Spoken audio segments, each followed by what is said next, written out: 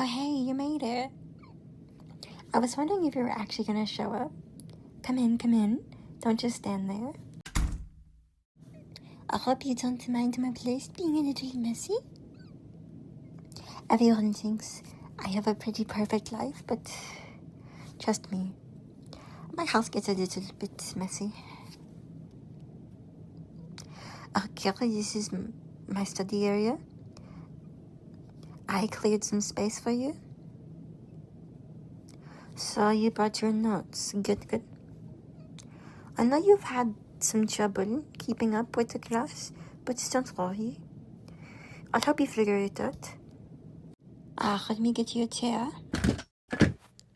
Okay, now show me which part is confusing. Okay, so you are stuck on this problem. Okay, so first we need to figure out what the question is asking, which is... Good. You're close, but not exactly.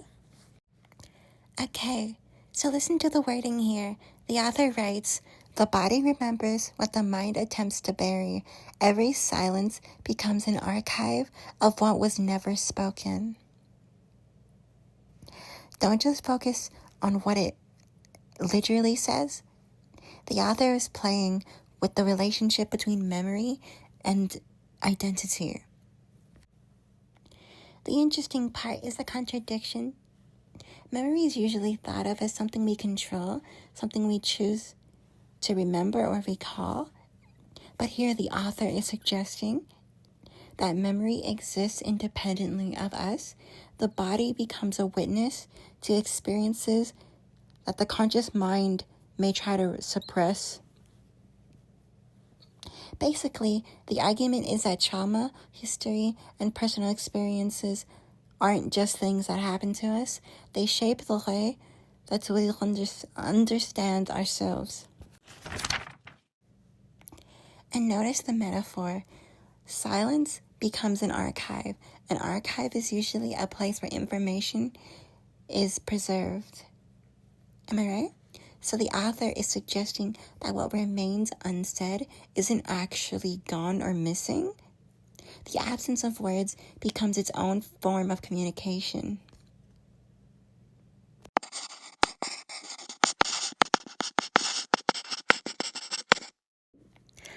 You're also stuck on this section?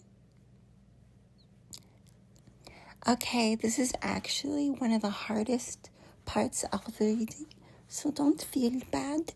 Most people don't understand the author's emotions of the character, but there's something more intentional happening.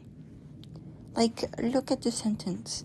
She inherited a name before she inherited a voice. On the surface, it sounds very poetic, but the author is making an argument about identity again. A name represents the expectations, history, and assumptions placed on someone before they even have a chance to define themselves. But the voice represents agency, choice, the ability to say who you are. So the conflict isn't just that the character feels lost or helpless. She's trying to separate her own identity from the identity that was given to her. And this is where the author gets really clever. They never directly say that she feels trapped. Instead, they make the reader experience that feeling through the structure of the writing. The writing becomes shorter. The descriptions become more restricted. The language itself feels controlled. Do you see what they're doing? The author isn't just telling you about the character's lack of freedom. They're making you feel it while you read. That is the difference between a good writer and a great one.